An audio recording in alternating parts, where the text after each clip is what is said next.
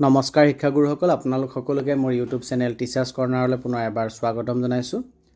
আগন্তুক গুণোৎসৱ 2025ত বাহ্যিক মূল্যায়নৰ দিনাখন আমি প্ৰাতঃসভাত কি এক্টিভিটি কৰিম আৰু কেনেকৈ প্ৰাতঃসভাটি অনুষ্ঠিত কৰিব লাগিব সেই সম্পৰ্কে আজি ভিডিঅ'ত মই আপোনালোকক জনাম। ভিডিঅ'টি শেষলৈকে চাব, চাই ভাল পালে লাইক এণ্ড শ্বেয়াৰ কৰিব আৰু চেনেলটো যদি এতিয়াও ছাবস্ক্ৰাইব কৰা নাই কাইণ্ডলি ছাবস্ক্ৰাইব কৰিব।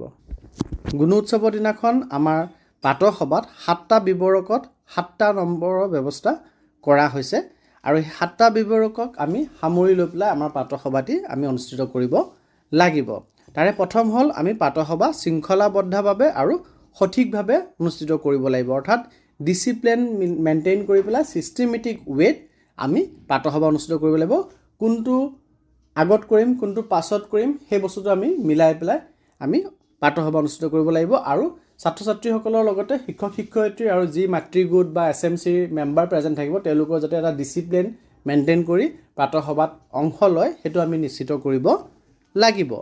তাৰপিছত সকলো ছাত্ৰ ছাত্ৰী আৰু শিক্ষকে অংশগ্ৰহণ কৰিলে আমি আৰু 1 নম্বৰ পাম, অৰ্থাৎ কোনোবা ছাত্ৰ ছাত্ৰীয়ে ধৰি লওক চাফাইত লাগি আছে আৰু আমি ইফালে 9 বাজি গ'ল কাৰণে প্ৰাৰ্থনা আৰম্ভ কৰি দিলোঁ, বা কোনোবা শিক্ষকে বেলেগ কিবা কামত লাগি আছে, কোনোবা ৰেজিষ্টাৰ মেইনটেইন কৰি আছে, কোনোবা কিবা এটা টেবুল টানি আছে, বেঞ্চ ঠিক কৰি আছে, তেনেকুৱা অৱস্থাতে আমি প্ৰাতঃসভা আৰম্ভ কৰি দিলোঁ। সেইটো কৰিব নালাগে।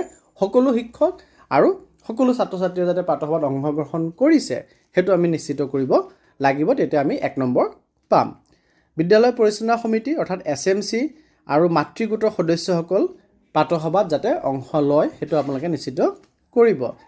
তাৰ উপৰিঞ্চি হিচাপে বিভিন্ন কাৰ্যকলাপ যেনে প্ৰাৰ্থনা অৰ্থাৎ সৰ্বধৰ্ম প্ৰাৰ্থনা এটি হ'ব লাগে আৰু জাতীয় সংগীত ৰাষ্ট্ৰীয় সংগীতৰ যিকোনো এটা পৰিৱেশন কৰিব লাগে আৰু আমি জেনেৰেলি প্ৰাতঃসভাৰ সময়ত জাতীয় সংগীত পৰিৱেশন কৰোঁ আৰু সংকল্প গ্ৰহণ কৰিছে সেইটো আমি নিশ্চিত কৰিব লাগে, অৰ্থাৎ সংকল্প পাঠ কৰাব লাগে।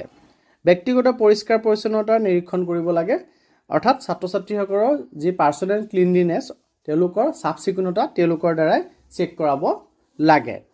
নেওতা পাঠ কুইজ নিৰ্দিষ্ট বিষয় এই তিনিটাৰ ভিতৰত যিকোনো এটা আমি অতি কমেও আমাৰ প্ৰাতঃসভাত অনুষ্ঠিত কৰিব লাগিব, যে নেওতা পাঠ নেওতা গাব দিব পাৰোঁ বা নিৰ্দিষ্ট কিছু কুইজৰ ব্যৱস্থা আমি কৰিব পাৰোঁ বা কিবা এটা টপিকৰ ওপৰত ছাত্ৰ ছাত্ৰীসকলৰ মাজৰ পৰা বক্তৃতা দিয়াৰ ব্যৱস্থা আমি কৰাব পাৰোঁ।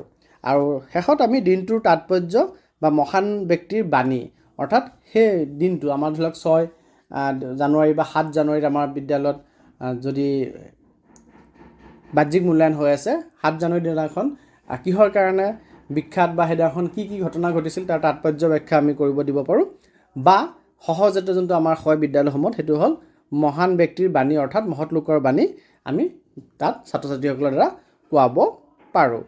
এইকেইটা আমি সামৰি লৈ পেলাই যদি আমাৰ প্ৰাতঃসভাটি 15 মিনিট সময় আমাক বান্ধি দিয়া আছে, তাতকৈ বহুত বেছি সময়ো নলওঁ বা তাতকৈ বহুত কম সময়ো নলওঁ, তাৰ মাজতে যদি আমি আমাৰ প্ৰাতঃসভাটো ছিষ্টেমেটিক আৰু ডিচিপ্লিন ৱেত সমাপ্ত কৰিব পাৰোঁ তেতিয়াহ'লে আমাৰ 7ৰ ভিতৰত 7 নম্বৰে আমি পাবলৈ সক্ষম হ'ম। ধন্যবাদ।